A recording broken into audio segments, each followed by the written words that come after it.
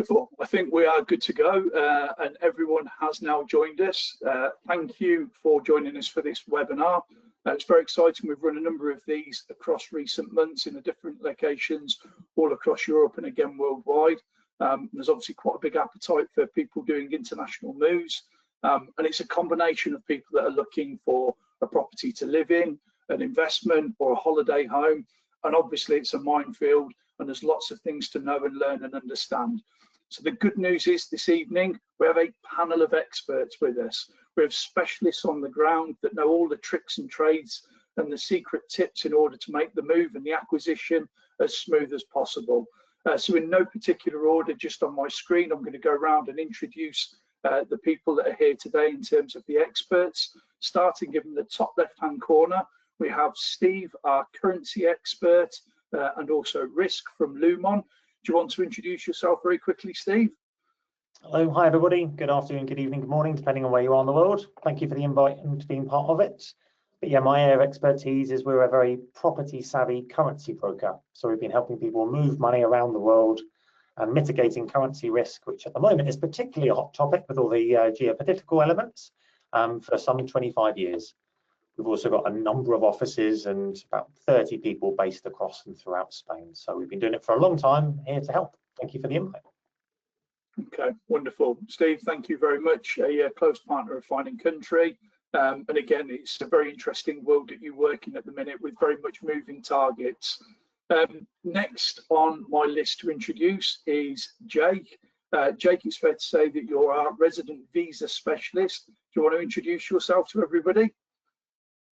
Sorry, no, international financial planning. So we specialise in helping UK and US expats. The company name is SJB Global. So very much focusing on the cross-border element of that, which just indicates someone being an expat. So whether that's retirement planning, if you're moving there to retire, or people that are working, just really making the most of your assets whilst being there, and just making sure we can structure things in the most tax efficient way. So thanks for having me, and looking forward to talking about some of the points today. Tax and finance, wonderful. Okay, understood. Thank you, Jake. And now I'm going to introduce you to Chris and Christian, who are based in Costa Brava North, and they're going to introduce Mia. So Chris and Christian, they're the master licenses for Fine & Country all across the Kingdom of Spain. So do you want to introduce yourselves? Yeah, good evening, everyone. Thank you very much for joining us this evening. And yeah, gives me great pleasure to introduce you to Mia Perlman, who is the Managing Director of Fine & Country in Costa del Sol. She's been based down there for 25 years. She brings with her a wealth of experience covering the territory from Malaga right away to Sota Grande. So, looking forward to sharing our experiences over the last 25 years, helping people buy property in Spain in general, but more so in Costa del Sol. So good evening, Mia, and over to you. Hi, Chris. Hi, viewers. Hi, Steve, Jake, and John. How are you? Yeah, very happy to be here. All very last minute because we had some technical issues in the Costa del Sol, but I'm delighted to be here and answer any questions or talk about anything that may help people that are thinking about coming to this beautiful part of the world. Wonderful. So Mia made it by the skin of her teeth. I'm very impressed at how calm and collected she is, because there was a moment where it looked like it wasn't going to happen. So very grateful to have you here. So a quick introduction to myself. My name is John. I'm an executive consultant with Fine & Country. I've been with the brand and the business for 25 years and very close connections with the Fine & Country international market. But I'm going to be your host for this evening, and I'm very grateful that a significant portion of you have sent in questions in advance, which has made my life a lot easier. So I'm going to go through and pick through them one by one and put them to the right and appropriate people. So I'm going to start with yourself, Mia. One of the questions that I'd like to ask is, what are buyers most often surprised by when purchasing property in the Costa del Sol compared to the UK or the US?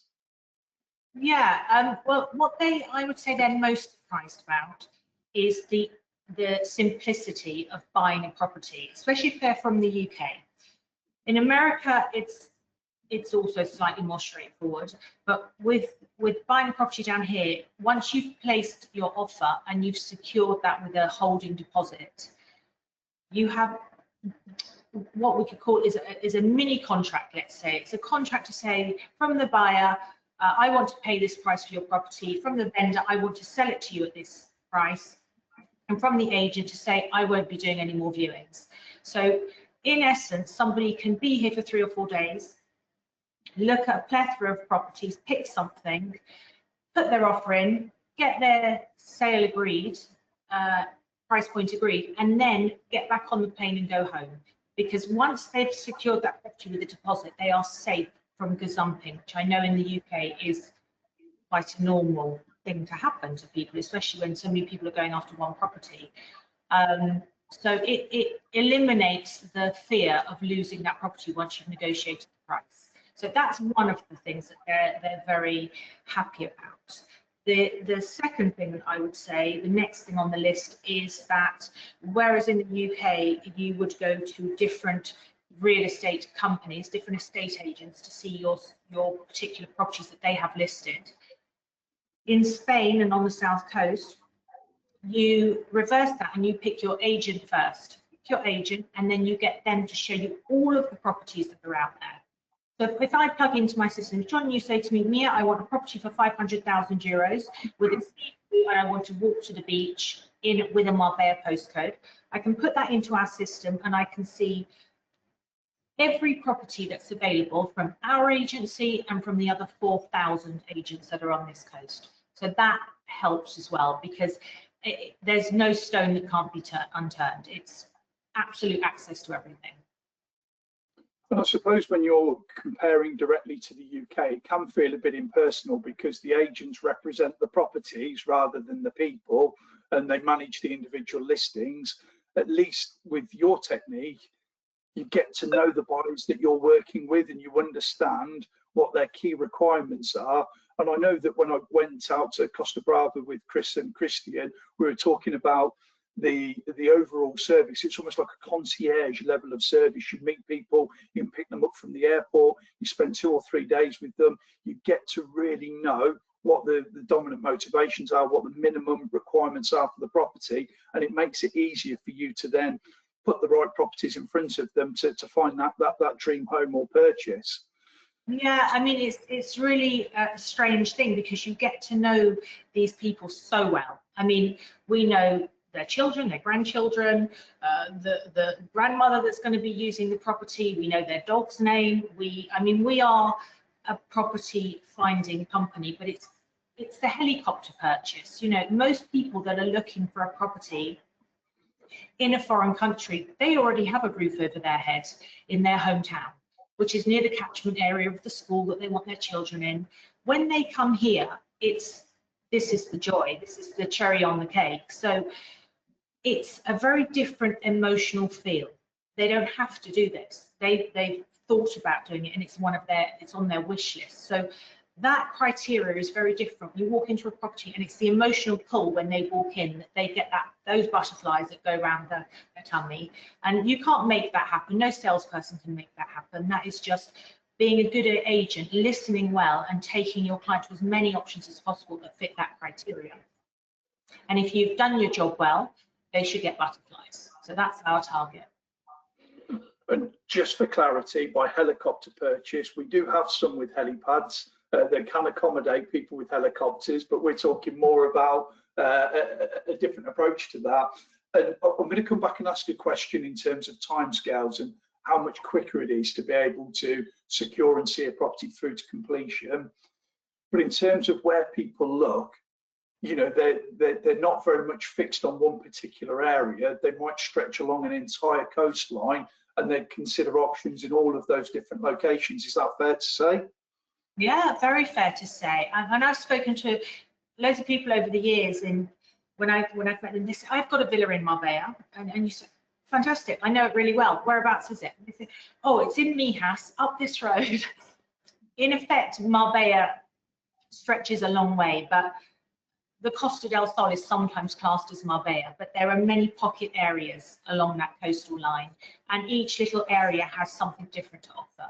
But in essence, yes, it's that, you know, they come for what they believe is a property on the Costa del Sol, and once they're educated and they've spent a few days with us, they understand that different areas offer different things.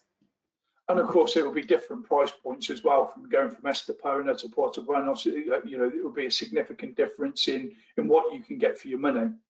Yeah, I mean, it really ranges. I mean, some areas within the Marbella Frontline Beach Point can be 40,000 euros per square metre. And then we can go 20 minutes from that location to the left or to the right, and we can go down to about 2,500 euros per square metre. So if you sort of use that as a benchmark for a 100 square metre property, you're looking at anything from 4 million euros for a 2-bedroom, 2-bathroom to down to 250,000 euros for a 2-bedroom, 2-bathroom, and you can walk to the beach in both of them. So yeah, it's a big range.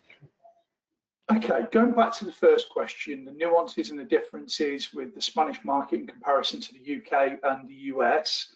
To ask a direct question, and this will probably draw in breath from some of the people watching, from the point of seeing a property and falling in love with it to getting the keys, what would you say would the average timescale be? The average timescale would be 4 to 6 weeks. Okay. We've completed a property within the Monday and the Friday we've completed. Okay. And that's mainly because I think in the UK you have queries that go backwards and forwards between the solicitors.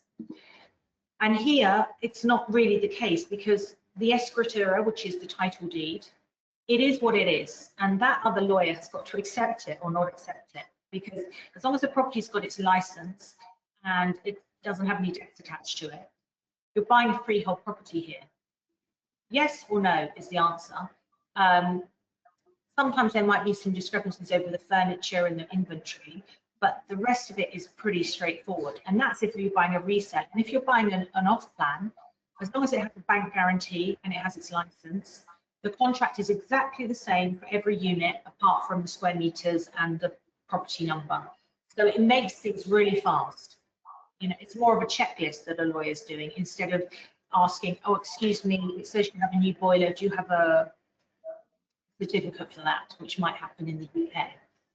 So yeah, it can be really fast, and yeah, you've got to have a good lawyer. That's the other thing. Sure. Yeah. Obviously, that can be worth their weight in gold. At what point would you want to start talking to a lawyer when you're thinking of buying in Spain? Is it at the point that you make an offer? Do you want one lined up before, or do you do it after you've started negotiations? Do you need one local to the area where you're buying? I think it's always helpful to have one local to the area. I mean, Spain still has this element of, if you know somebody, it helps a long way.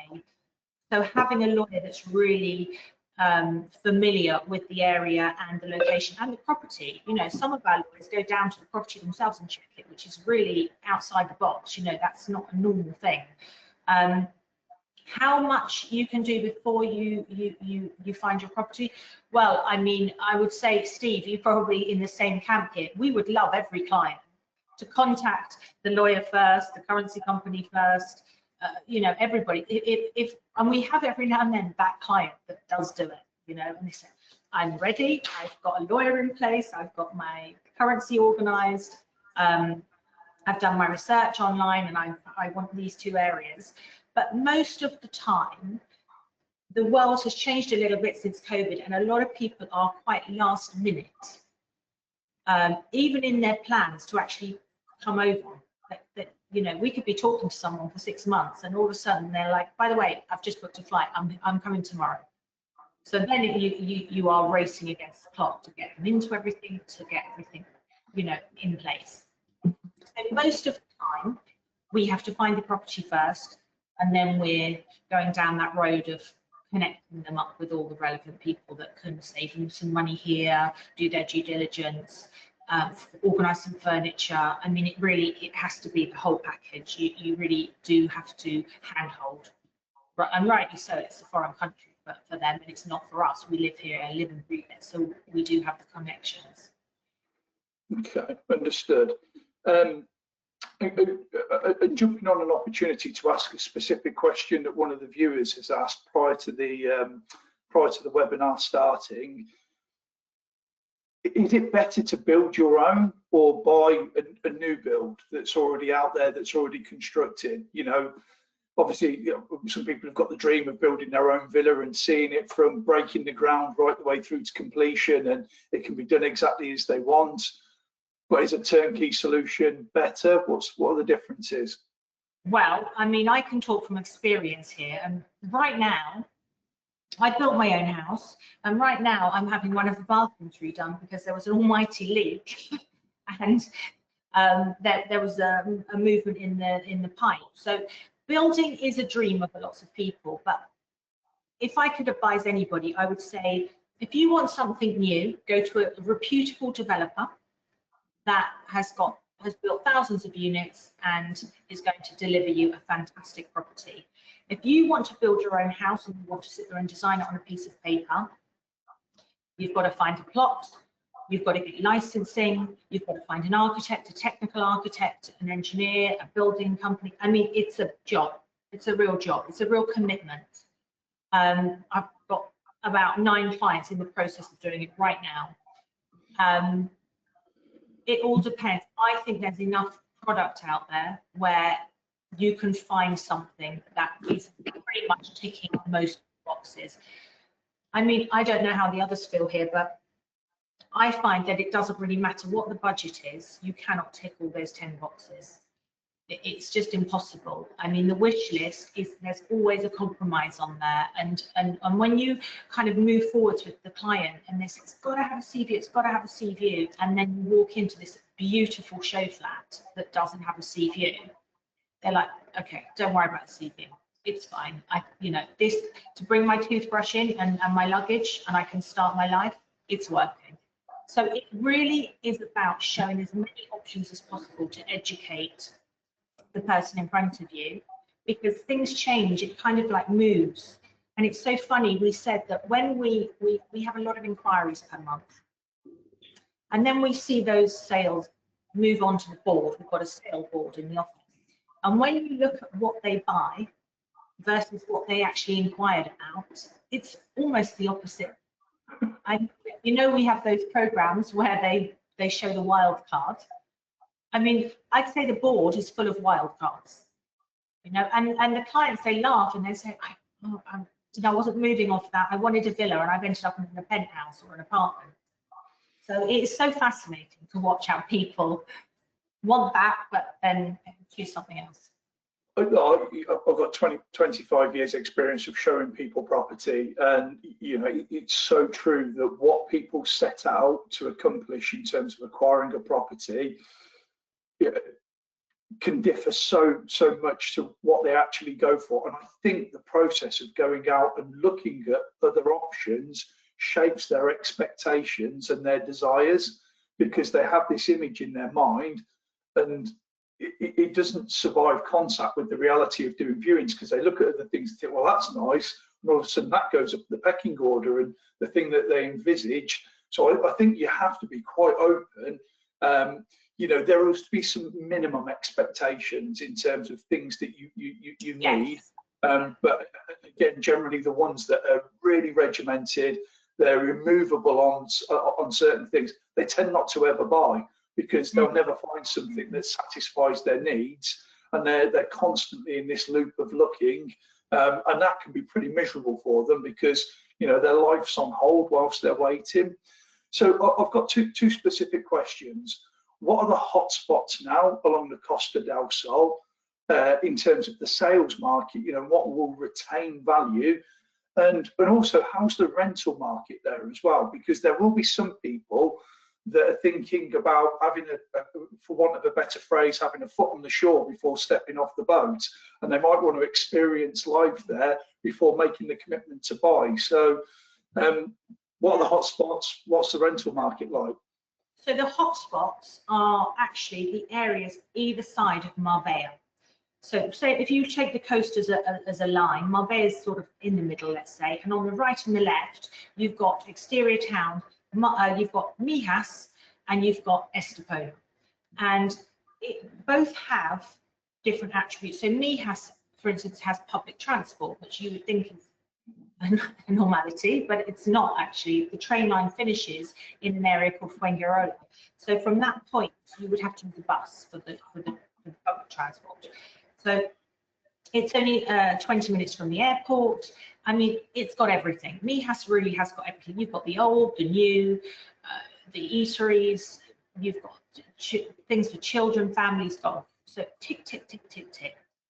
If you go to Estepona, that's really up and coming. They're investing a lot of money into the town. They're redoing the marina there. They're opening the border for the nearest airport, which happens to be Gibraltar. So that's going to create a movement. And there's more new build options down there. So if you wanted a newer property with maybe more capital growth possibilities, that would be an option. So for 500,000 for a 2-bedroom apartment, you can get something brand new, really nice in that area.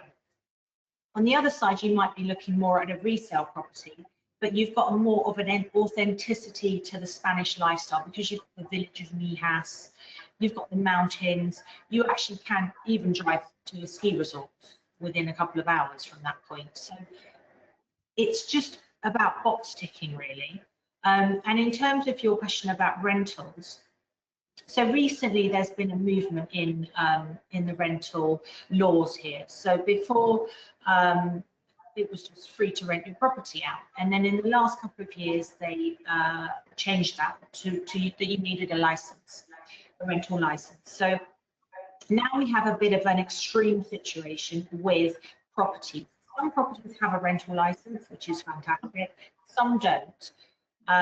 There's certain areas where no rentals are allowed. However, if the property comes with the rental license, which it's had for many years, that license remains with the property. So those properties, they haven't yet, but they will have a price difference. But because this is quite new to the market, at the moment, there's not really any price difference. But as an estate agent, we're all sort of sitting here going, oh my God, these properties are so valuable because there's such a small amount of rental licensed properties now. But because the market hasn't really moved in that direction and it's just happened, there's a real opportunity for people to buy those properties. Eventually, my prediction is that you might have 2 properties in the same block, in the same area, and one of them has a rental license and one of them doesn't. And the one with the rental license will be worth significantly more than the one without it. That's my prediction. Well, it gives you more options for an exit strategy as well. So coming back to value, because you give us a bit of an indication, I think, for Estepona, but if you were in Mijas, what would the entry price be there, and what would €1 million buy you? €1 million in Mijas would buy you a very nice townhouse. Okay. It would be tough to get the villa and the pool, private pool. Not impossible. You'd have to go a little bit further back from the sea, but for €1 million, or between 800 and 1 million, we can get a really nice townhouse. Some come with private pools, but a townhouse is where you've got another house. It's a bit like a terraced house. A lot of the townhouses here have roof terraces, so you've got all day sun. And townhouses are slightly more residential than a lock up and leave apartment. So yeah, it's the villa market. We have to, with a Marbella postcode, we have to start with a 3 million plus start. I mean, you know, it's not that easy. And in sort of Estepona and Mijas, we would need to start with about 1.5, 1.6, 1.7. We can start going into entry level villas. Okay, very good. A couple of more questions before we talk to Jake and Steve. One of the biggest legal or financial mistakes you see international buyers make when coming to Spain, and how can they avoid them? I mean, mistake. I would say how lost sales normally happen with a lawyer that maybe isn't from the area. So maybe they take a lawyer from another part of Spain. So we would have a problem there. A little bit like I said earlier, we find that a lot of our lawyers might go and visit the property, which is really, really unusual, but really helpful. So a lawyer that knows the local laws, and also a mistake. I mean, again, it's very difficult because people go online and they just search for the person that comes back to them the fastest, or the agency that looks the biggest, let's say. But in the southern coast of Spain, the market is, regulation is only just coming into our part of the world. You know, Chris and Christian are lucky; they're regulated, so they've got their badge of honour, and it's fantastic. So every buyer is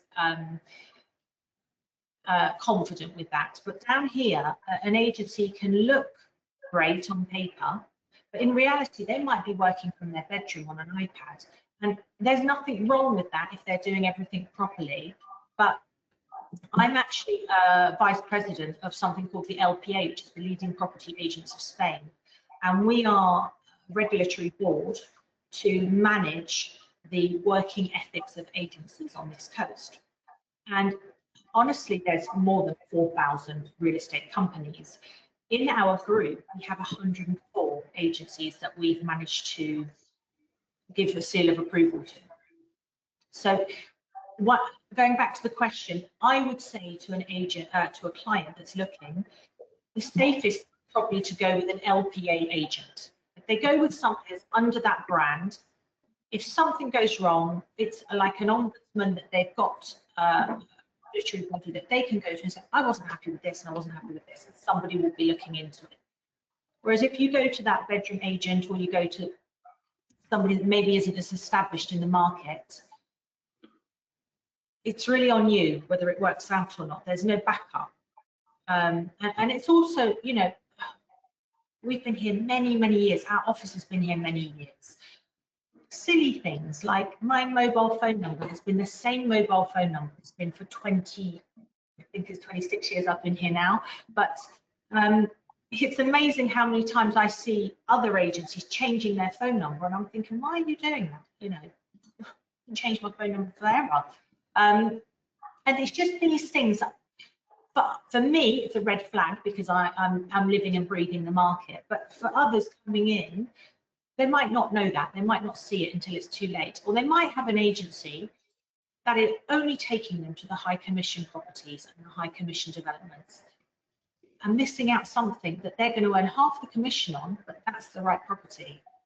And that is a no-go. You know, it's more for the desperate agent. If you've got established agencies, they want a happy client. For me, my goal is that that client is going to send a review at the end of it, and hopefully they're going to recommend to friends or family. But that review is imperative for us, and you know, whether we this or that is irrelevant. It's about that seal of approval for the client at the end of the day. Okay, perfect. So good tip, LPA agents. So I think this is a perfect segue in. We were talking about Mijas having access to the mountains for skiing, which I think is Sierra Nevada, is that right? Well remembered, well done, yes. Yeah, so Sierra Nevada, and now it's a good opportunity to jump across to Jake, because I know that tomorrow he's going snowboarding, but all the way to Japan. So a little bit further than Sierra Nevada, but maybe a tiny little bit more snow there, but not the sunshine. Is that fair to say, Jake? They've had a lot of snow in Sierra Nevada in the last few weeks, actually, probably the most ever since I've been here. It's actually quite a big ski resort in comparison to what people may think. And I think for the first 6 months I lived there, I was unaware it was even there. But there's more than 100 kilometers of runs. So it's pretty good. Yeah, I mean, it's not a bad world where you can be sunbathing in the morning and then at the top of a mountain in the afternoon with a set of skis or a snowboard.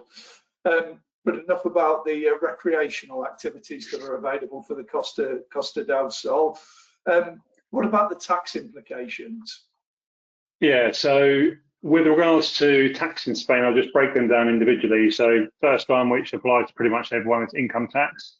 So there's regional and national taxes, which range from 19 to 47% in Costa, well, in Andalusia. And these would include things like salary, private or public pension schemes, This also can depend on your country of residence. So, for example, if you are from the US, then Social Security over there is taxed in the US, and certain pension plans, depending on the tax treaties, could be taxed in the US as opposed to Spain. But in the UK, it's pretty straightforward based on the tax treaty. It would be taxed in Spain, although depending on what your tax code is with HMRC, it could also be taxed at source, which you have to claim back. The next tax is what we call savings tax. So this includes capital gains tax, dividend tax, and also tax on interest. The downside in Spain is they're all merged together, so you can't take advantage of these different tax brackets separately. So if you do have a business, for example, like myself, and I'm drawing down dividends, they also get merged with capital gains tax. So if I've got growth on any investments, they're combined together as opposed to claiming those separately. And there's no allowance. It starts at 19% and goes up to 30%. This has gone up quite a bit since the years that I've lived in Spain. So the 30% was 28% the year before, and then before that, I think it was 25%. But it sort of follows a global trend that they are trying to raise taxes, and the one that they often do it on is things like capital gains tax and dividend tax. But although it may sound high, there are different ways to reduce this specific tax. And if you are planning to retire in Spain, the taxes are actually more favourable if someone was planning to move here, because income tax being high, there's not a really developed pension system to be able to tax efficiently save, which means you do have to save pretty much net of taxes. So in Spain, there's tax efficient products which are only available through financial advisors like ourselves. One of the products is called a Spanish compliant bonds. So this is a really good way to reduce your overall tax. And just to give you a comparison, let's just say you have a normal investment account. Every time you buy and sell an investment at a profit, you have to pay capital gains tax.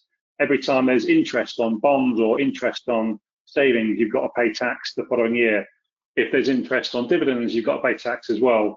Whereas if you have it in a Spanish compliant bond, all of this tax is deferred, which means you can receive that year. You only pay tax when you decide to take money from the vehicle itself, and it's based on the percentage of withdrawal from that vehicle. So this becomes really tax efficient, and it's a great product for people that are planning to retire in Spain, because you end up paying a lot less tax.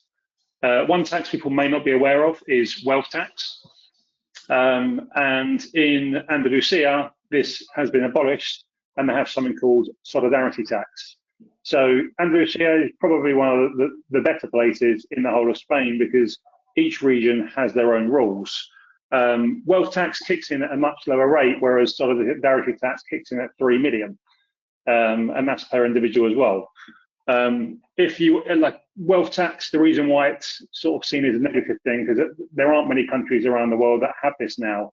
But people may look at the headline figure and think, maybe I'm not going to move to Spain because this looks pretty ridiculous, just being taxed on my net worth. But there are different strategies to mitigate this.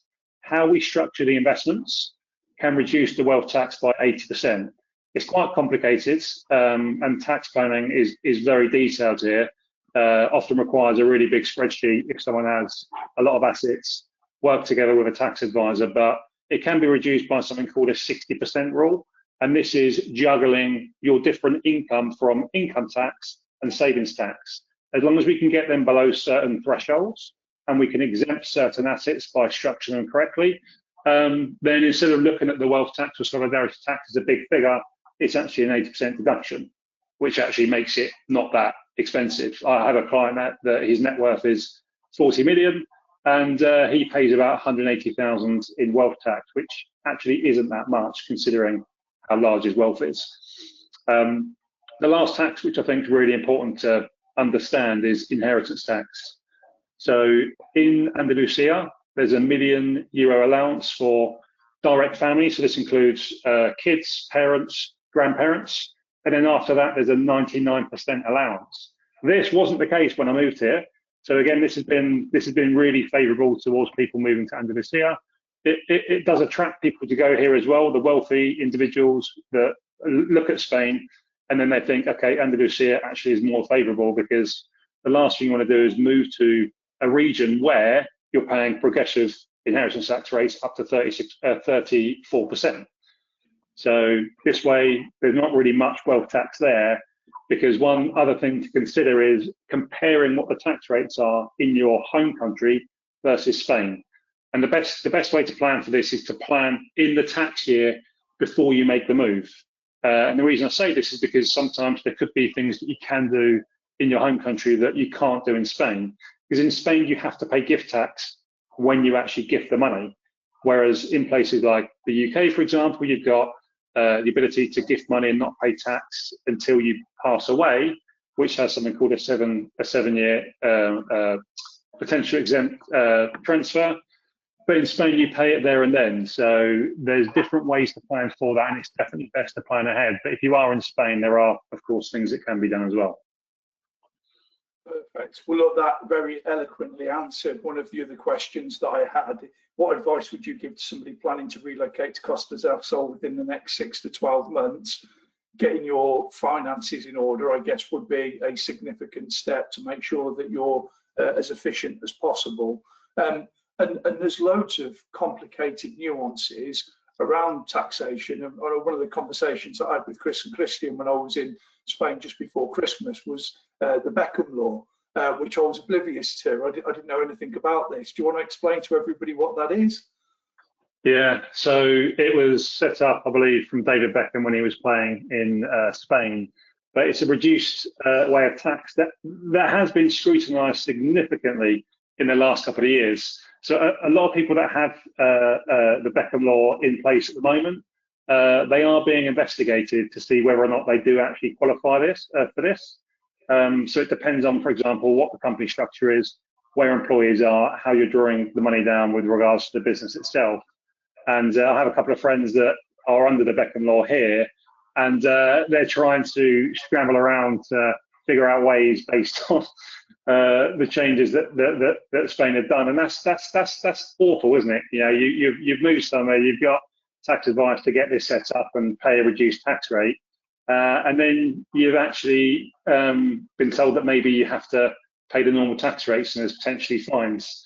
So it's a very I wouldn't say it is what it was years ago, and it's definitely worth getting proper tax advice from someone that's reputable to make sure it is actually set up for you. Because a big downside with Spain is, and I've been here for 8 years, is finding a good tax advisor, someone that can do things properly. When I first moved here, I was very naive, thinking it'd be the same as the UK, where the tax advisor is going to be proactive to be able to give you help. But that really isn't the case. Within the first 3 years, I got through 3 different tax advisors, which also led to different fines because they set things up incorrectly. And then it was a case of, okay, I need to really figure this out.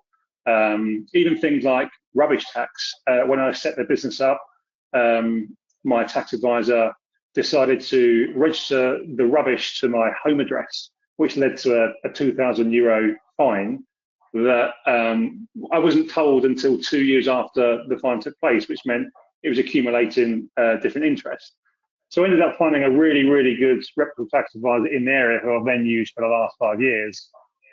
So it's really important to make sure if you're going to do something like that, you find someone that is going to provide you with the correct advice with the pros and cons, as opposed to just selling the pros to be able to get you into something that maybe not be applicable to you. Okay, great advice there. What specifically about people that are looking to retire? Because obviously you've talked about inheritance tax, which is great. Is there anything else that people need to consider? It depends on the country of where they're coming from. And that's why, as a business, we're very much focused on that cross-border part. Because the rules in Spain might not necessarily apply to every single individual. So what we do with regards to their investments, for example, because people that do tend to move to Spain, they may end up moving somewhere else. A lot of our UK clients go back to the UK. I saw an article the other day that Americans move back on average within the first 2 years, which is a pretty crazy stat. So we need to make sure that we're setting things up that are portable anywhere around the world. And the way we do that is by making sure we can keep their assets in a tax neutral jurisdiction.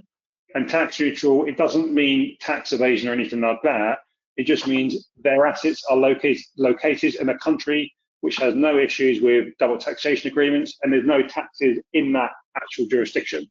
So think of places like Ireland, Luxembourg, the Channel Islands. All of my assets, for example, are located there, and we keep all of our clients' money there because it means that we don't have issues within local jurisdictions.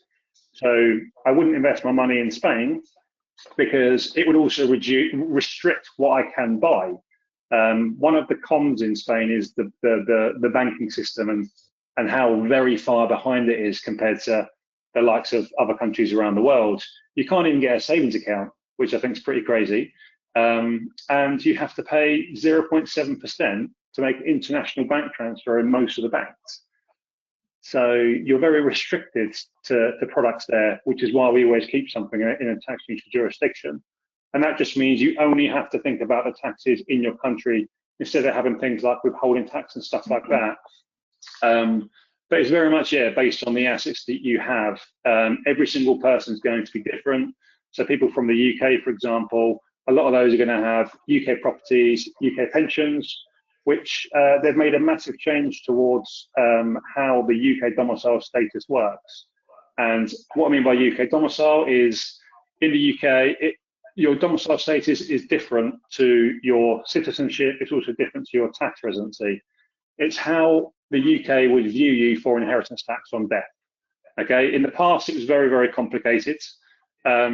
Basically meant that when you were born, if your parents were married and your father was from the UK, you would be taxed inheritance tax on your worldwide assets.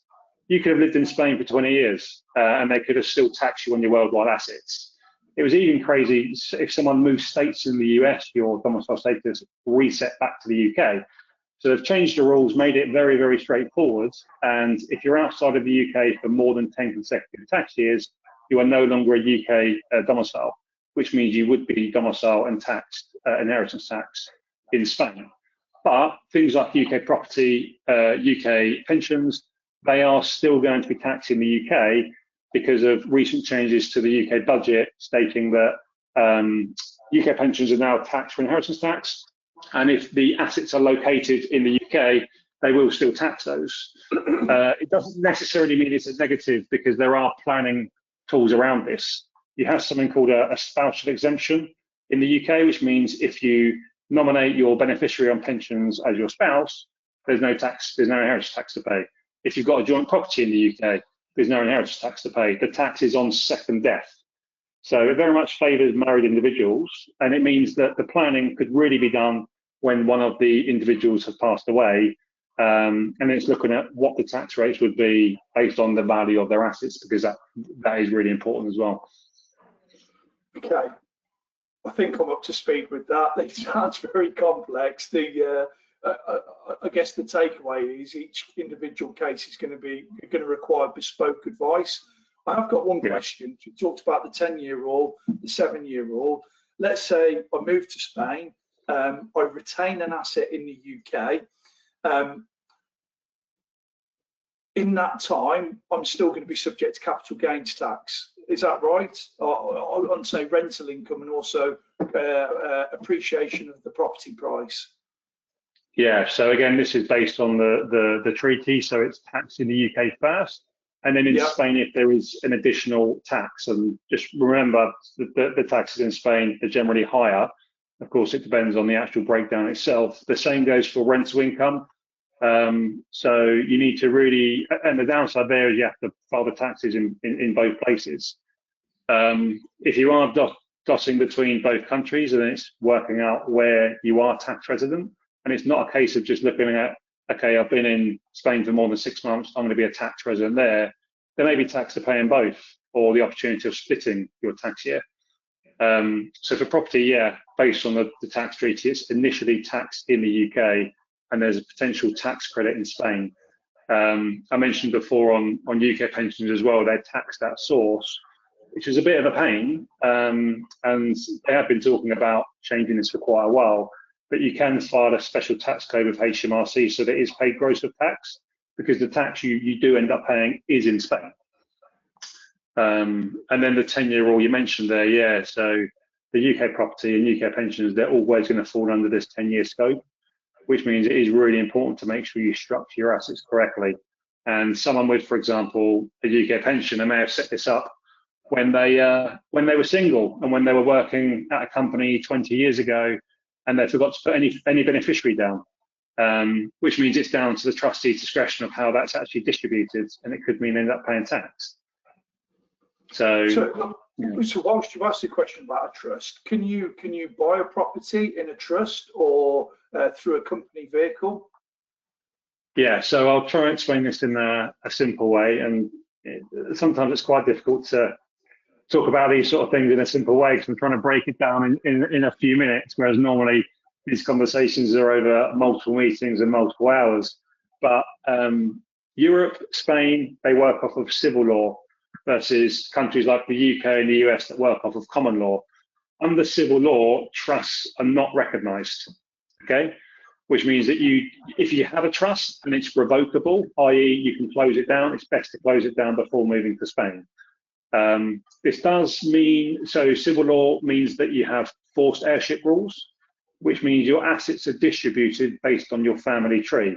So it depends on how many kids you've got, if you're married, even parents, for example, but it's very much favoured towards children.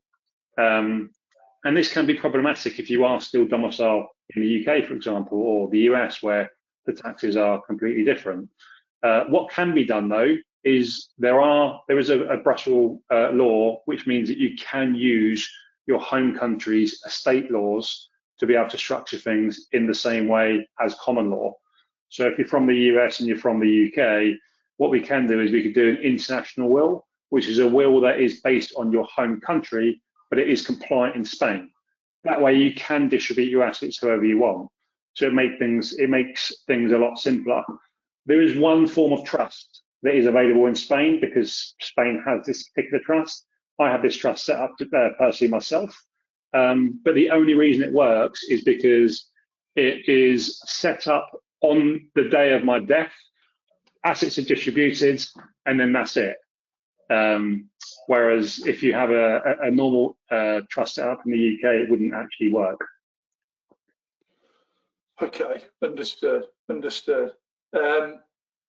I think that's pretty much everything. We might get some more questions from the people viewing, but with your blessing, I'm going to jump across to Steve to try and understand more about the process of physically moving money from the UK to Spain. When's the best time to do it? You know, should you try and lock in a rate to make it as cost effective as possible? And what does that look like? So I guess a good question to start with is what's the difference between a currency broker and a bank? Good question. Yes, one of the questions we get asked a lot by clients is why would we deal with you rather than the local bank? The big things there is how big our industry is and the service that we offer. So in essence, a broker aims to offer a better rate of exchange and a better service than that of the bank. So in the nicest of ways, if we as an industry couldn't provide a better price, we wouldn't be here. And to give some scale on us, we're 200 people, 10 offices, we do about 25 million a day, nearly 10 billion in flow last year alone, for the simple reason that if we couldn't save people money, we wouldn't be here. But really our service to clients has evolved over the 25 years that we've been doing this. It's no longer transactional is the big takeaway. In essence, once upon a time, if the market moved by 0.5% on the currency market, it would be a big news story and be all over the FT or the Financial Times. Whereas now with everything going on, if we see it happen 2 or 3 times a week, it's a quiet week. So currency is no longer transactional. It's no longer at the bottom of the to-do list. And it's something that a lot of clients need to get a lot higher up on the list to make sure that their budgets still add up. So that's the other big service over and above a local bank or a national bank or big city global banks is how many times have they rang you? And if that's a no or never, we should be having a conversation. Yeah, okay. And is opening an account with you guys, is it costly? No. So the normal questions we get is around cost and security. Cost, it doesn't cost anything to open up an account, to speak to us, to send funds through the facility, for us to hold the funds, for us to send the funds out. That's all absolutely free. The bit that our industry makes a margin, a cost, a fee, is the difference between where we buy and where we sell our currency. So it's built into the exchange rate that we offer to a client. So from a process perspective, when we're talking to clients, first things first, we need to make sure that they're them. So we take some initial information so we can do a quick ID check. Then we almost insist on doing a quick apples for apples comparison. And by that, I mean, because again, the market's moving so much.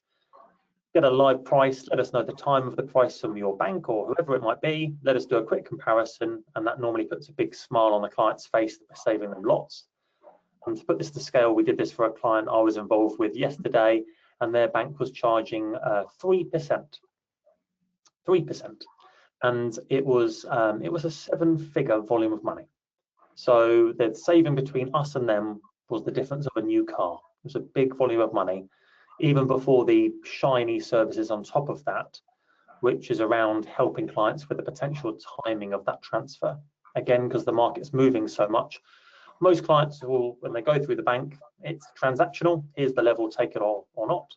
Talking to us, first off, we're ringing them rather than putting them in a queue. Secondly, our price is better than the bank, which is helpful. And then going, well, here's the trend. Here are the days and events coming up that might be positive, might be negative, so the client can make a more informed, educated decision on their risk appetite in line with their capital when the funds are available, so they can ensure that they can afford that dream property that they've normally been working decades to achieve. So it's around risk mitigation. Yeah. And to give people context, obviously we've worked together for years. There have been instances where we've been in negotiations between a buyer and a seller, and the difference in expectation on price might be a gap of 50,000. And then by introducing you as a currency exchange partner, you've been able to save money where we've been able to bridge that gap and make the deal happen. You know, that's the sort of savings that people can make by locking in rates and taking advantage in those fluctuations between currencies. So, you know, there are significant savings to be had. You know, it's really interesting talking to this panel of experts. We've got working with the right agent that knows and understands the market. It's going to put the interest of the consumer first rather than the commission that they're going to take. It's understanding your financial planning, the taxation options available, and then locking in the currency to make sure that you get the best deal. And there are 3 significant steps that you can make in the journey to finding the right property. It's not just about finding the right villa. So what do you do first? Do you go and speak to a bank in Spain? Do you speak to you? Do you get what's the process? Well, for clients looking at buying in Spain, if you're coming from the UK in particular, you'll see quite a few differences. Yes, as Jake kind of alluded to earlier, there are transfer fees and bits and pieces from the banks that are very expensive, but they're equally not free. Banking in Europe is generally not free and comes with a monthly fee for a majority of banks. So if you go and approach a Spanish bank to apply for an account, they'll apply a non-resident fee for having that bank. So what most clients do is they think it's an easy thing to get off the to-do list. I'll go and get an account now. And then they're basically signing up for a higher monthly fee, which compounds to quite a sizable amount over the years that they'll have the account. So what we'll normally do is they can open up a free account facility with us, which gives them access to a Euro account. So we can help them secure those Euros even before they've found a property. We did a couple of cases last month when we were introduced to clients, and with everything going on in the world, pick your direction that you look at the moment, it's moving a lot. These 2 particular clients I'm thinking of decided to buy their currency before they'd even been on a plane to go and look at the property. So just because the market's moving so much, they decided to buy the currency before they bought the property, so that they knew that those properties that they were looking at and the budget they had would add up. And to put it to scale, you know, the last 12 months, pound to euro rates moved 7% between the top and the bottom. So it's a sizable difference and it's moving quickly. Again, it's no longer transactional. If you are watching this now or watching this later, and you're starting to put your plans together for buying abroad, currency risk is a big thing that can make and break property and the dream that you've got, whether or not that's getting an extra bedroom or a bigger pool, or indeed not. It can make that sizable difference. So put it further up on the to-do list, which will be the theme from everyone today, I think, really. You know, Google doesn't count as advice, and start talking to everybody early so that you've got all your ducks in order and you know what everything can be. Yeah. Yeah, okay. And from experience, I know people that have had frustrations with dealing with the banks in Spain, and it's a very protracted, slow process. It's not very quick or accessible. They've had some frustrations. It's yeah, they shared a couple of horror stories with me. So whether that's the case across the board, I don't know. So any themes to consider around planning currency? It all comes down to that risk reward ratio that the client's willing to take on the currency volatility. That's the big thing to consider. As you alluded to, one of the options we can open clients up to is technically something called a forward contract. In essence, that's a buy now, pay later option. So that allows clients to lock in the exchange rate earlier in the process, even if they might not have all the capital available. So say, for example, they're selling a property in the UK. They've got that in chain and they know the money's coming. They like the idea of a property in Spain in the budget. They can lock in an exchange rate so they know what that's going to be and they don't have that moving variable in the exchange rate. What we'll often commonly find is clients will be educated and aware of what the currency market's going to do, but as in how volatile and the risk towards it. And a lot of them will often have a view that it will get better. I love the optimism, and we'll often go, give me the economic or political reason why you expect that. And it will transpire that someone said something when they've been out that it's going to get better. And you kind of, well, you've spent decades saving this, earning this, paying tax on this. Do you want to roll the dice on that? And often people will say yes. So then we'll get into the trading floor at 7:30 in the morning, and we've had an email from them at 2 in the morning. I'm not sleeping well. Can we talk in the morning, kind of thing? So there is a real emotional connection to all of the services represented here today on this webinar. All of it is conscious and people led, and people have got to get that right information and education of live information localized to the area that they're looking in, the exposure they have. Okay, and I know that you haven't got a crystal ball. Is it fair to say that 2020 is it fair to say that 2026 will emulate 2025 in terms of volatility within the markets? I would be very surprised if it didn't. I think I'm allowed to say that technically. I would be very surprised if it didn't move very much. I think that risk is there with central banks talking interest rate change, inflation demands, you know, a few proxy wars and a few real wars and a few conversations around some more wars. There's a lot happening around global growth, interest rate forecasts changing, and that all will have a changing impact to both the currency aspect and also respectively where you're putting your money and the returns you're going to be getting to. So that impacts conversations you'll have with Jake around wealth and in conversation with us around currency. Yeah. Okay, wonderful. Well, look, I think we've covered just about all of the questions, but I'm going to finish with one back with Mia, if that's okay. So one of the questions from one of the audience members is, what about exit? You know, if we were to go and buy and live in Spain for 5 or 10 years and then decide for whatever reason we need to move back home or go back to the country that we moved from, how easy is it to liquidate the property and get sold? You know, are you there permanently, or can you tap back out again if you need to? Yeah, I mean, well, at the moment we've got an availability issue. So if any of the 3,500 clients that we've sold to for the last 10 years would like to sell, we're ready. We'd really like that listing back. In terms of exiting, it's a question of putting on with, again, a reputable agency. If they're doing the job properly, they will market that property to the other 4,000 agents.